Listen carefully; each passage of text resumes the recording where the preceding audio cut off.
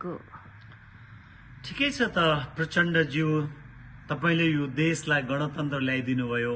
सम्माननीय प्रधानमन्त्री केपी ओलीज्यू, शेरबहादुर देउवाज्यू, तपाईहरूले यो देशलाई धेरै गुण लगाउनु भयो, जनतालाई गुण लगाउनु भयो। ठिक छ त, धन्यवाद दिन चाहन्छौँ हामी।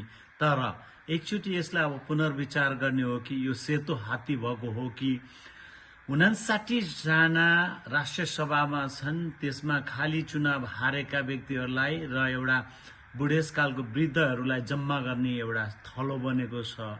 110 समानुपातिक छ। त्यहाँ चाहिँ नि त्यहाँ डोनवाद, आफ्नो नातावाद, कृपावाद र चाहिँ तपाईँहरूको वादैवादको एउटा प्रतिवादको रूपमा आउने थलो बनेको छ। र त्यसै गरी 165 वटा क्षेत्र तपाईँले निर्धारण गर्नुभएको छ, त्यो पनि एउटा ठुलो भएको छ। प्रदेशमा 550 को ठुलो जम्बो टिम बनाउनु भइरहेछ, त्यसमा पनि समानुपातिक छ। त्यसको 220 जनाको ठुलो समानुपातिक छ। त्यहाँ पनि तपाईँहरूले कार्यकर्ता भर्ती केन्द्रको रूपमा चाहिँ नि लगिरहनु भएको छ।